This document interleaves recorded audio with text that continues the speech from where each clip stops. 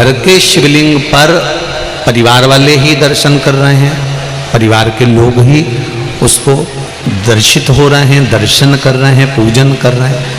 पर मंदिर का जो शिवलिंग होता है, कोई जरूरी नहीं है कि सब जाकर बेलपत्र चढ़ाएंगे, सब जाकर फूल चढ़ाएंगे, सब जाकर चावल चढ़ाएंगे या एक लोटा जल सब जाकर चढ़ाएंगे।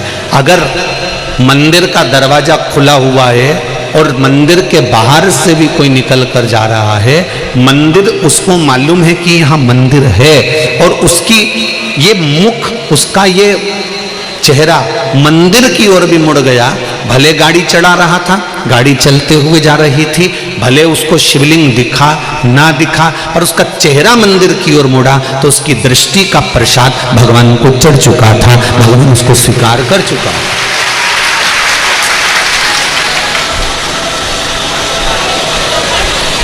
तेरे मंदिर में आना मेरा काम है और मेरी बिगड़ी बनाना तेरा काम। आप उसके सामने से निकले,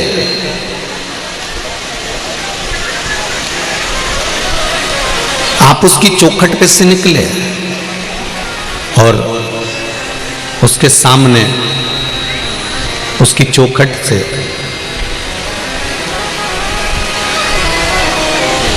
जब आप निकले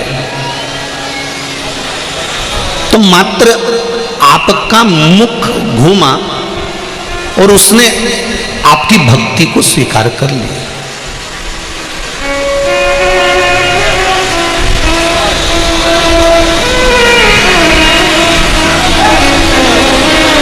अब एक बात हमने पहले कही थी, आप लोगों को ध्यान में है कि नहीं है? वैसे तो मुझे उम्मीद है कि छत्तीसगढ़ के लोग इतनी जल्दी भूलने वालों में से नहीं है, ठीक है? आप लोगों को सुना होगा, हमने कहा था कोई शिवलिंग जंगल में हो, एकांत में हो, जहां कोई नहीं जाता। बोला था कि नहीं बोला था? जहां कोई ना जाए, केवल शिवलिंग है, वहां कोई जाता ही नहीं है, वहां कोई पहुंचता ही नहीं है। और आप वहां से निकल कर जा रहे हैं और आपने वहां पर एक लोटा जल समर्पित कर दिया या वहां सफाई कर दी या वहां भगवान की पूजन कर ली, तो वो अधिक फलदायी होता है। उसका कारण क्या है? लिंग पुराण कहती है, घर में जो शिवलिंग है उस शिवलिंग से ज्यादा बलवान होता है मंदिर का शिवलिंग। मंदिर के शिवलिंग से ज्यादा बलवान होता है तीर्थ क्षेत्र का शिवलिंग। तीर्थ क्षेत्र के शिवलिंग से ज्यादा बलवान होता है किसी नदी, सरोवर, तालाब, कुंड के पास का शिवलिंग।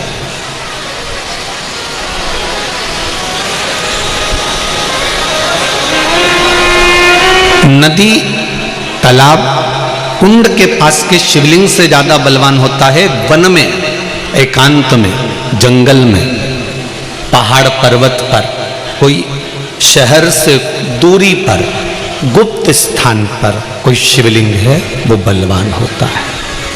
अब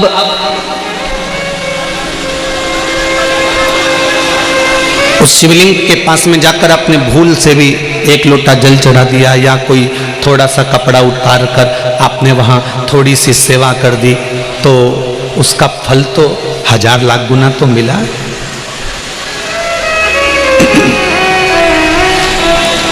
महाभारत की एक कथा है,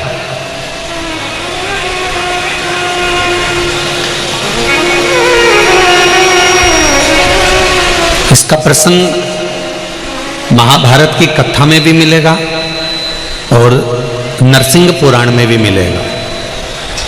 अगर आपको लगे कि सियोर वाले गुरुजी कौन सी पुराण में से बोल रहे हैं, तो आप किसी ने पूछे तो बता देना, नरसिंह पुराण और महाभारत का ये पावन संवाद है। एक बार पांडव जब वन के लिए जा रहे थे,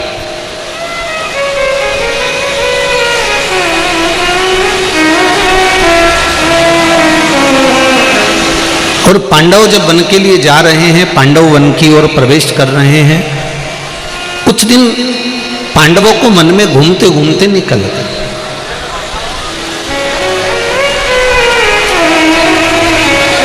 जब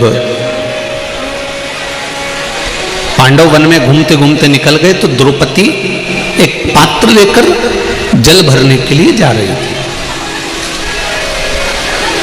अब द्रौपदी जब जल लेने के लिए गई, द्रौपदी के केश खुले हुए थे, सुंदर भी थी।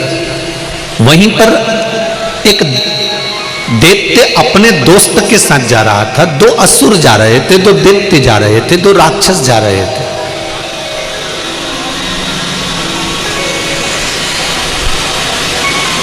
उसमें एक दैत्य जो मूल था उसका नाम था बहुरोमा।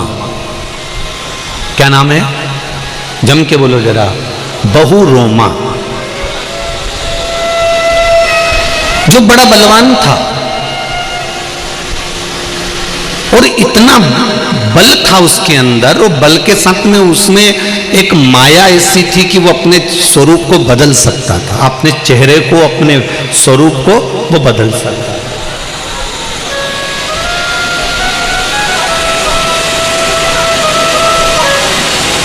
बहुरोमा ने देखा कि द्रौपदी बड़ी सुंदर है, इसको अपना बनाना चाहिए। तो बहुरोमा ने उसी समय पर चाल चली और ऋषियों का रूप रख लिया। और ऋषियों का रूप रखकर वो दोनों दैत्य, दोनों असुर पांडवों के पास पहुंच गए।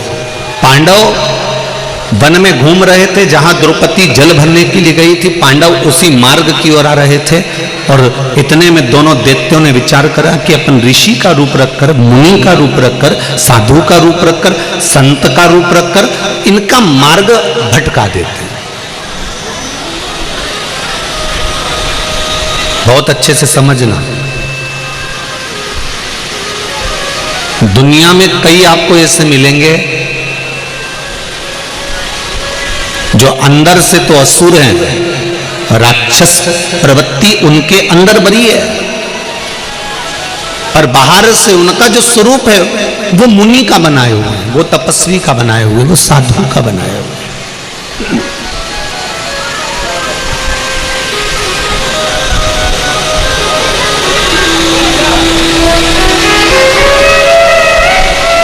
उनको तुम्हारे धर्म से, कर्म से कोई मतलब नहीं है, उनको केवल तुम्हारे धन से मतलब।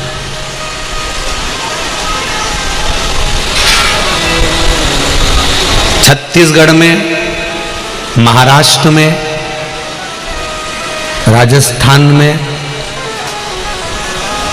ऐसे कई लोग हैं जो एक बेल को पकड़ लेते हैं, नंदी को पकड़ लेते हैं और 4-5 लोग मिलके संत के कपड़े पहनकर उस बेल को लेकर, नंदी को लेकर गांव-गांव में घूमते रहते हैं। उनको धर्म से नहीं मतलब है,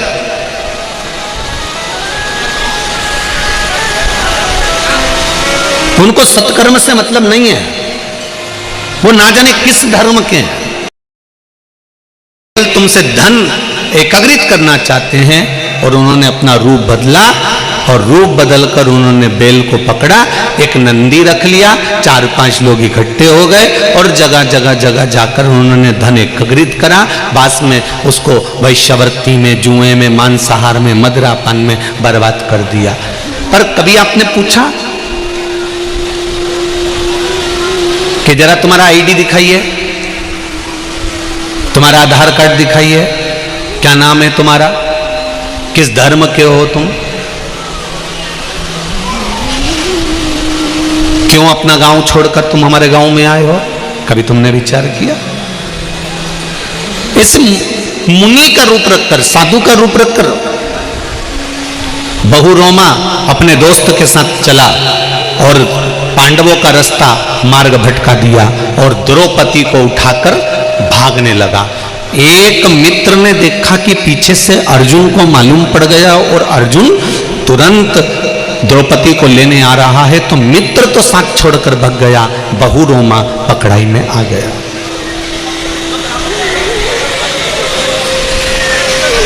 दैत्य बहुरोमा पकड़ाई में आया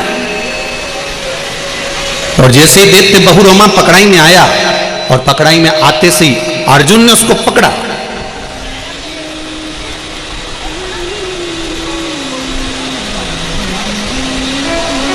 पकड़ते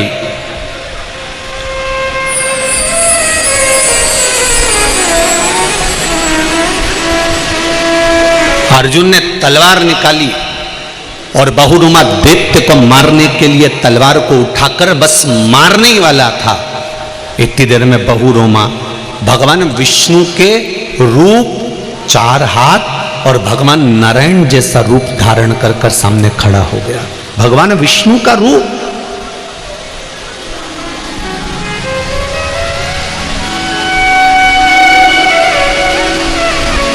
चार हाथ।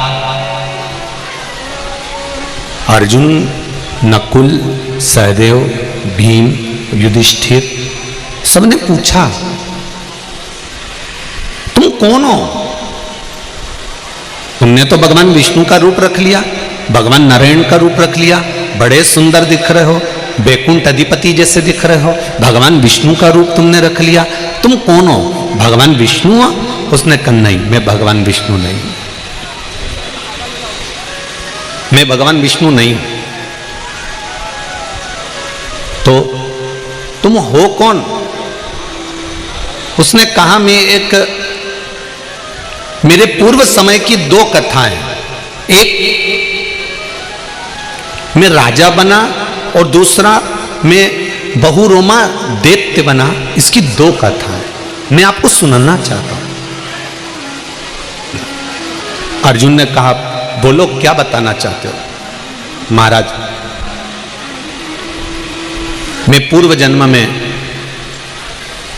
चंद्रवंशी राजा था, मेरा नाम जयध्वज था।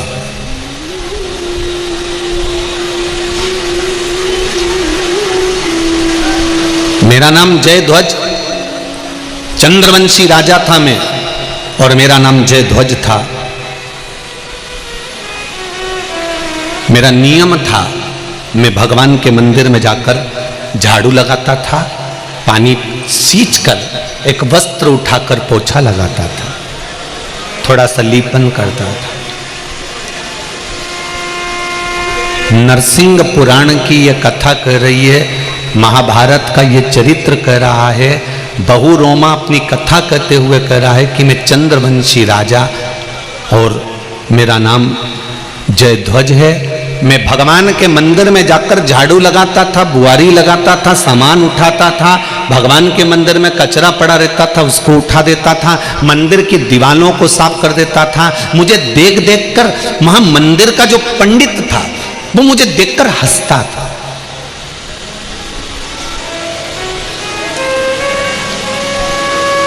पंडित को हंसी इस बात की आती थी कि बताओ हमारे नगर का राजा आता है और झाड़ू लगा के जाता है, हमारे नगर का राजा चाहे तो एक नौकर लगा दे, एक नौकर को भेज दे, एक सेवक को भेज दे, एक सेविका को भेज दे, पर नगर का राजा, नगर का एक राज घराने का राजकुमार राजा आए और झाड़ू लगाए, गाय के गोबर से लीपन करके जाए, दिवाले पोंछ कर जाए, ये बड़ा विचित्र संवाद। जो लोग 16 सोमवार का व्रत करते हैं, संकट सोमवार का व्रत करते हैं, 16 सोमवार करते हैं, उन लोगों ने कथा चित्तवृत्ति में उतार कर रखी होगी कि रानी को कहा गया था कि पूजन का सामान भेज दो, पूजन का सामान ले आओ, और रानी ने वो पूजन का सामान अपनी दासी के हाथ से भेज दिया था, तो रानी को दर दर ठोकर खाना पड़ी थी। वो लोग सुनी कथा की नहीं सुनी? किस किस ने सुनी? जरा हाथ उठाओ जरा। 16 सोमवार की सुनी है ना? हाँ, धर लो, बहुत बढ़िया। 16 सोमवार की कथा में आता है कि रानी से राजा ने कहा था कि मैं शंकर भगवान की आराधना कर रहा हूँ, मैं शिव जी का पूजन कर रहा हूँ, मैं शंकर भगवान की आराधना करने बैठा हूँ, मैं शिव तत्व को पूजने बैठा हूँ, मैं शंकर भगवान का अभिषेक करने बैठा हूँ, मैं शंकर का स्मरण करने बैठा हूँ। रानी तुम ये थोड़ा सा सामान है मुझे ला कर दे दो।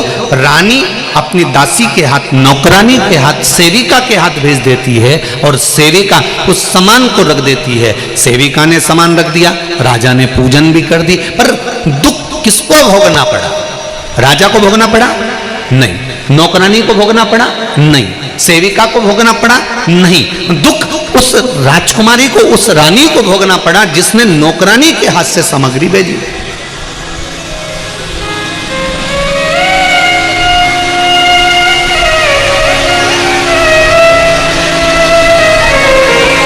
कई माताएं कहती हैं गुरुजी हमारे पाँव में तकलीफ है, हमारी कमर में तकलीफ है। हमने कहा बेलपत्री खाओ। हम मंदिर तक नहीं जा सकते गुरुजी, बहुत तकलीफ है। एक बार तो मंदिर तक जाओ और देव अधिदेव महादेव से कहकर आओ, बाबा शरीर में बहुत कष्ट है, मैं रोज रोज कैसे आऊं? एक बेलपत्र तू मुझको ऐसी दे दे औषधि बनाकर कि मैं रोज तेरे मंदिर पर दौड़ दौड़ कर आऊं, फिर बुलाए ना बुलाए ये उसकी मर्जी। पर तुम पहले से ही आलसी बन गए, पहले से तुम तो आलसी बन गए, मेरे शरीर से नहीं बनेगा, मंदिर जाते नहीं बनेगा। और अगर तुम्हारी बहन के लड़के की शादी होए तो फिर तो क्या कहती है, जाना तो पड़ेगा, अब रिश्तेदारी में बहन के छोरे की शादी नहीं जाऊंगी तो उसको बुरा लग जाएगा, मेरी एक ही तो बहन है। जब तेरी एक ही बहन और बहन के छोरे की शादी, मां तेरा कमर दुख रही, पीठ दुख रही, हाथ दुख रहा, पैर दुख रहा, तो भी खसक खसक के काम कर रही है। और शंकर जी के मंदिर में मेरी बहुत तकलीफ है, मैं कैसे जाऊं? तो शंकर भगवान सोचे जब बहन से तेरी अच्छी रिश्तेदारी है तो वहां जा, यहां क्यों आए? संबंध देखा जाता है। अगर तकलीफ है तो पहली बार आप शंकर जी के मंदिर में जाओ और उससे विनती कर कर आओ, बाबा मुझे ये तकलीफ है, मुझे ये कष्ट है, मैं रोज रोज कैसे आऊं, पर तू एक औषधि मुझे ऐसी दे दे कि मैं ठीक हो जाऊं और दौड़ दौड़ के तेरे मंदिर आऊं। तो बाबा खींच खींच कर बुलाना प्रारंभ कर देता है। ये उसका फर्ज है, ये उसका काम है।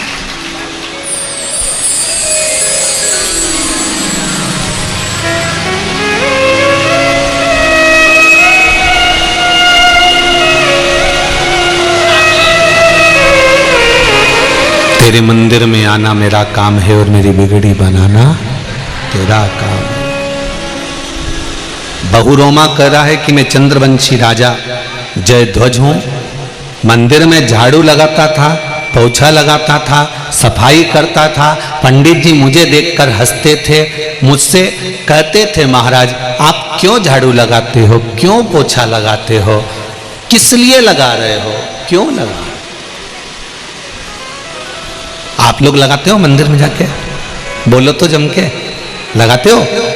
मंदिर में जाओ शंकर जी के तो जितनी गंदगी पड़ी हो, कुछ सामान ममान पड़ा हो तो उसको उठाकर साफ करके रख दो।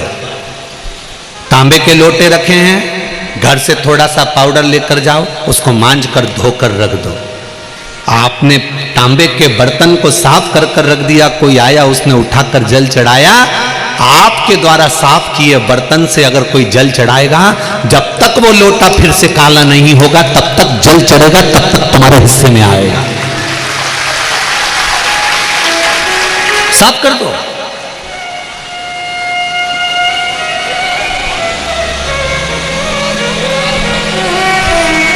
पंडित जी आज मंदिर में लाइट क्यों नहीं जल रही, बल्ब क्यों नहीं चालू है?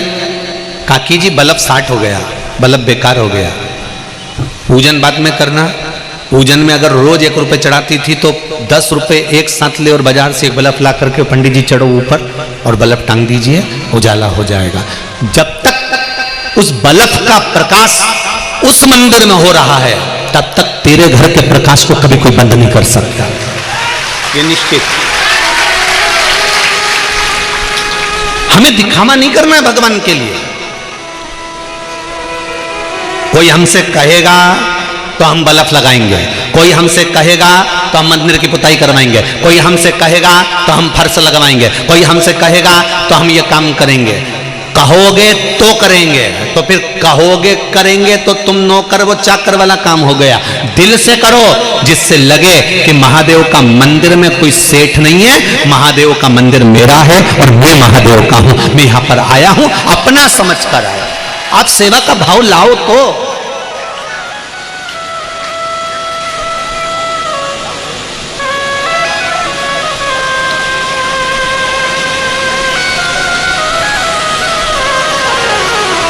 चार हाथ वाले भगवान की सेवा और 2 हाथ वाले गुरु की सेवा बड़ी मुश्किल से मिलती है जी। 4 हाथ वाले नारायण की सेवा, भगवान की सेवा भोलेनाथ की सेवा और 2 हाथ वाले गुरु की सेवा बड़ी मुश्किल से मिलती है। 4 हाथ वाला 84 लाख योनियों को काट सकता है और 2 हाथ वाला गुरु 84 लाख योनि को एक साथ पार लगा सकता है। दोनों में एक समता का भाव है, दोनों की सेवा कठिन है, दोनों की सेवा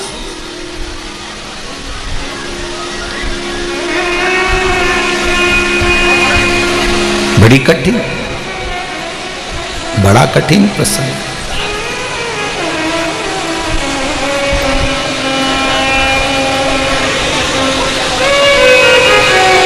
महाराज बहुरोमा ने कहा, मैं पूर्व का चंद्रवंशी राजा जयध्वज हूं, मंदिर में झाड़ू लगाता हूं, पोछा लगाता हूं, सेवा करता हूं, चाकरी करता हूं। एक दिन पंडित जी मेरे पर हंसे और फिर पंडित जी ने थोड़े दिन तक तो मुझ पर हंसा, फिर हंसना बंद कर दिया। पंडित जी ने फिर एक प्रश्न मेरे सामने रख दिया, एक प्रश्न पंडित जी ने मेरे सामने रखा। नरसिंह पुराण का ये चरित्र कहता है, पंडित जी ने प्रश्न करा, महाराज आप जो रोज झाड़ू लगाते हो, रोज पोछा लगाते हो, रोज सफाई करते हो, कचरा उठाते हो, इसके करने से कोई फल प्राप्त होता है क्या?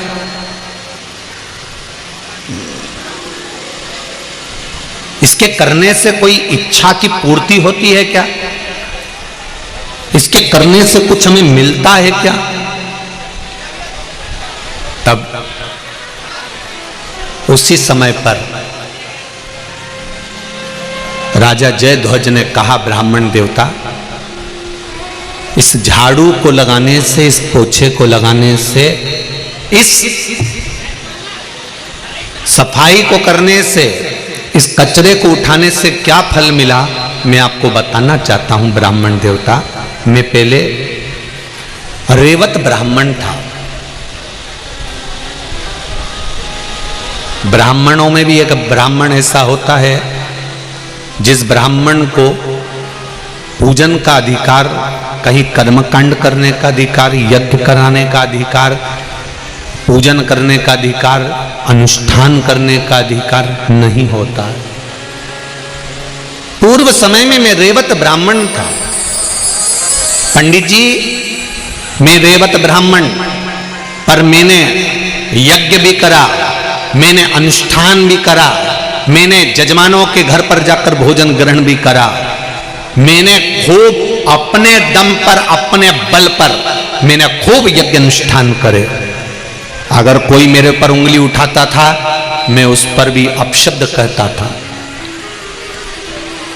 पूर्व समय में मैं रेवत ब्राह्मण था। मैं यज्ञ करता, कर्मकांड करता, पूजन करता। मुझसे लोग कहते कि तुम यज्ञ मत करो, तुम अनुष्ठान मत करो, क्योंकि तुम रेवत हो, तुम्हें यह करना नहीं चाहिए। तुम्हें तो वानप्रस्थ जीवन जीकर या किसी मंदिर में केवल सेवा चाकरी करना चाहिए। मंदिर का द्वार खोलना, मंदिर में भगवान का पूजन आदि कर लेना, ये तुम्हारा कर्म हो सकता है। भिक्षा मांगकर खा लेना, ये तुम्हारा कर्म हो सकता है। भिक्षाटन करना, ये तुम्हारा कर्म हो सकता है। 7 घर 8 घर की भिक्षा को इकट्ठा कर कर तुम अपने परिवार का भरण पोषण कर सकते हो, ये तुम कर सकते हो। पर तुम कर्मकांड करो, तुम यज्ञ कराओ, तुम अनुष्ठान कराओ, ये ठीक नहीं है। पंडितों ने मुझे समझाया पर मैं नहीं माना। बहुत मेरा बल था, मैं मानता नहीं था, और मैं बहुत वैश्यावृत्ति भी करता था, जुआ भी खेलता था और गलत काम भी करता था। जिनके यहां मैं यज्ञ कराने जाता था, अनुष्ठान करने जाता था, वहां से थोड़ा ना थोड़ा सामान अधिकता में लेकर आ जाता था। अपने परिवार के लिए बहुत मेहनत किया। एक बार मैं पूजन करा कर आ रहा था, और पूजन करा कर आते आते रास्ते में एक सुंदर ब्राह्मणी दिखी।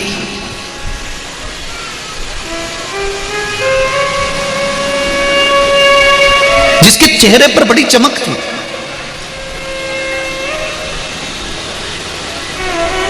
बड़ी सुंदर थी वो।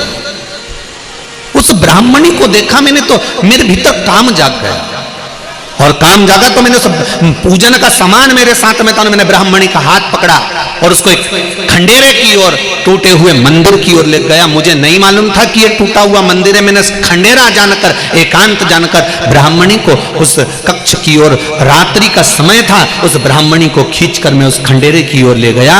उस वीरान खंडेरे में मैं पहुंच गया।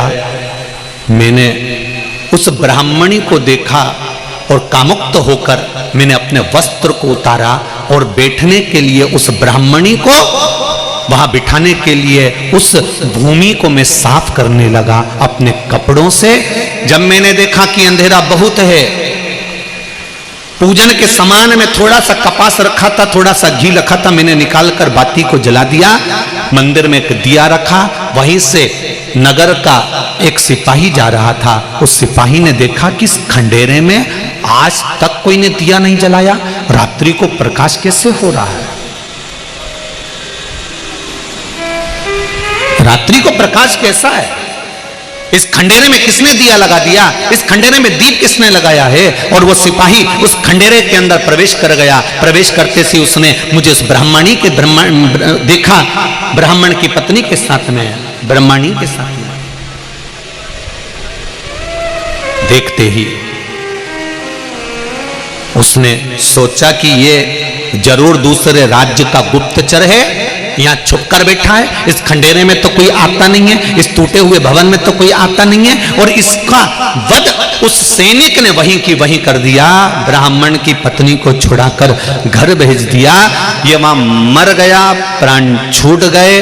प्राण छूटते से ही उसी समय पर इसका जो स्वरूप था वो भगवान के स्वरूप जैसा बन गया और बैकुंठ की ओर चला गया। जैसे बैकुंठ के दरवाजे पर पहुंचा तो पहुंचते से ही बैकुंठ के द्वारपालों ने पूछा कि ये बैकुंठ कैसे आ गया, ये तो वो पापी जीव है जिसने पाप पर पाप करा है, इसने ऐसा कौन सा पाप है जो नहीं करा हो। वैश्यावृत्ति इसने करी, जुआ इसने खेरा, मदिरापान इसने करा, सारी दुनिया के काम करे, रेवत ब्राह्मण होकर भी कर्म को बेकार कर गया, ये इसको तो नरक भोगना चाहिए था, तो फिर ये बैकुंठ के दरवाजे पर कैसे आ सकता है।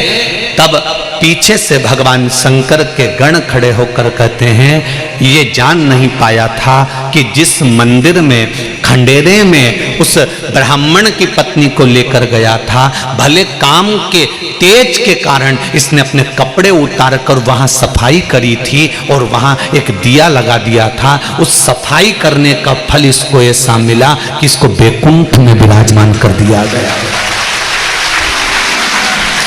मेरा इतना सा निवेदन है कि किसी मंदिर में, भगवान शंकर के मंदिर में अगर आप झाड़ू लगा रहे हो, पोछा लगा रहे हो, आपको नहीं मालूम कि इसका फल क्या मिलता है, तो आप नरसिंह पुराण का ये चरित्र पढ़ सकते हो। वो तो काम उत्तेजना में था,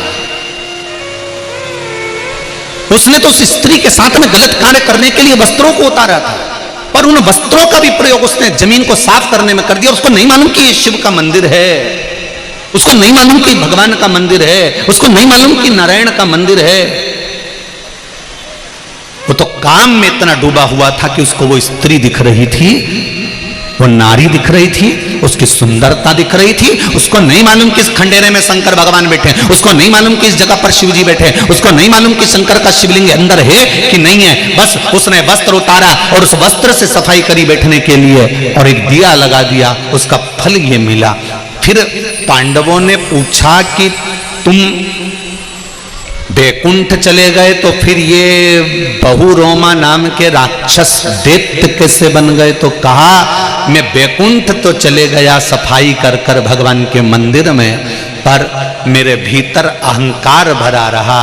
एक बार देवऋषि नारद निकल कर जा रहे थे और मैंने उनको देखकर हंस दिया, हंसा तो उन्होंने मुझको राक्षस होने का श्राप दे दिया। मैंने उनके चरण पकड़े तो संत का स्वभाव था, उन्होंने मुझे वर दे दिया, जिस दिन तू द्रौपदी का हाथ पकड़कर खींचकर इस नर्मदा रेवा के तट पर लेकर आएगा और द्रौपदी रेवा नर्मदा नदी की रेत को उठाकर तेरे शरीर पर मारेगी, तब तू राक्षस योनि से मुक्त होगा। इसलिए मैं नारद के श्राप से राक्षस बन गया था और द्रौपदी का हरण कर कर रेवा के तट, नर्मदा के तट लेकर गया था। उसने रेत उठाकर मारी तो मेरा उद्धार हो गया। तो कहा अर्जुन, वो रेवा नर्मदा की रेत से मेरा उद्धार नहीं हुआ अर्जुन, नर्मदा का एक एक कंकर शंकर था जो फेंका मेरे शरीर पर शंकर लगा, उससे मेरा उद्धार हो गया। उस रेत से, उस कंकर से मेरा उद्धार हुआ है। मेरा उद्धार नहीं होता पर हो गए। आप लोग यहां कथा सुनने के लिए आते हो, जो टीवी पर सुन रहे हैं आस्था चैनल पर वो सुन रहे हैं, जो फेसबुक यूट्यूब पर सुन रहे हैं वो सुन रहे हैं, पर जितने लोग कथा पंडाल में आ रहे हैं, कभी जिंदगी में मौका मिले और आपके पास में 100 किलोमीटर, 150 किलोमीटर, 200 किलोमीटर, 300 किलोमीटर के दायरे में कहीं कथा सुनने शिव महापुराण की मिल जाए तो 2 क्षण के लिए 10 दिन नहीं जाओ, 7 दिन नहीं जाओ, 5 दिन नहीं जाओ, तो 1 दिन जाकर उस भूमि को प्रणाम जरूर करना, क्योंकि इतने भक्त जब आते हैं तो उनके चरण जिस भूमि पर पड़ते हैं, वहां की रज, वहां की मिट्टी, वहां का जल, वहां का थोड़ा सा कीचड़ भी अगर हमारे शरीर को, इस वस्त्र को लग गया तो ना जाने हमारी कितनी पीढ़ी को पार उतार सकता है। उस रज की महत्वता को पहचान, उस रज की मूलता को।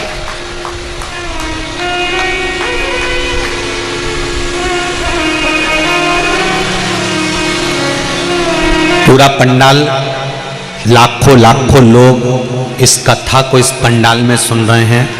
एक पंडाल क्या, दूसरा पंडाल और तीसरा पंडाल, सारे पंडाल आप लोग भर के बैठे हो। हम आते आते देख रहे थे तो जमीन में पानी रोज गिर रहा है। भगवान की कृपा से रात को रोज पानी गिरता है, कीचड़ हो जाता है, उसके बाद भी माताएं कीचड़ की जगह में, भाई कीचड़ की जगह में बैठे हुए हैं। आप अपने कपड़ों से नहीं डर रहे, और बिल्कुल जरूरी है, नर कपड़न से डरत है और नरक पड़न से नहीं। जिसको कपड़े से डर लगता है कि कपड़े में कीचड़ लग जाएगा तो समझ लेना अंत में नरक पड़ जाएगा, और जो भगवान के सत्संग में कपड़ा नहीं देखता फिर वो पार भी उतर जाता। उसको मतलब नहीं होती कि कपड़ा गंदा होगा, वो ये सोचता है ये मन गंदा नहीं होना चाहिए, ये शरीर गंदा नहीं होना चाहिए, ये चित्त गंदा नहीं होना चाहिए, ये वृत्ति गंदी नहीं होना चाहिए। शरीर का कपड़ा कितना भी गंदा हो चलेगा, पर मन गंदा हो गया तो परमात्मा के कभी नहीं हो सकते। इसलिए इस मन को गंदा मत होने, इस मन को सार्थक बनाने का प्रयास है।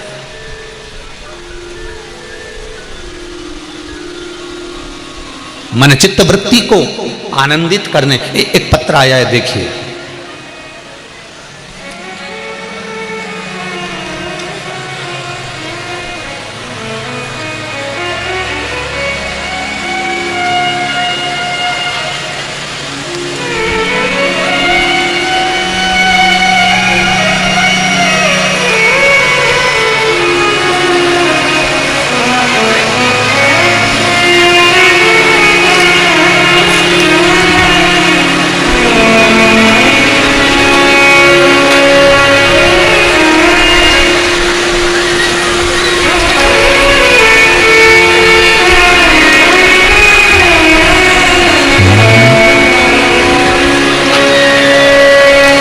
मेरा नाम विकास साहू है।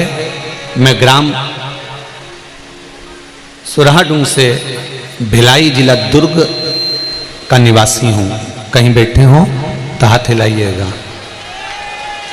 अच्छा, इधर ही है। हर हर महादेव। गुरुजी, बाबा की कृपा कहना चाहता हूँ। एक लाइन बड़ी सुंदर लिखी है विकास साहू जी आपने।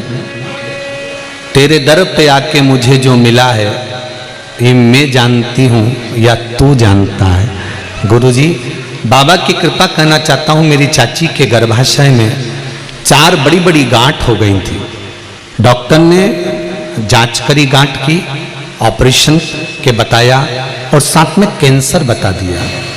चेकअप कराया, उसमें डॉक्टर की रिपोर्ट में गर्भाशय के अंदर 4 गांठ और चारों के अंतर्गत कैंसर था। उनकी हालत गंभीर हो गई थी।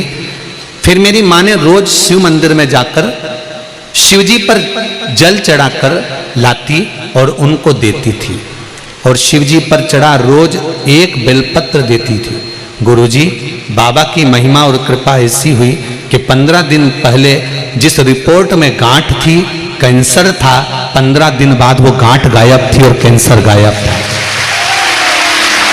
ये शिव तत्व है। बैठिए।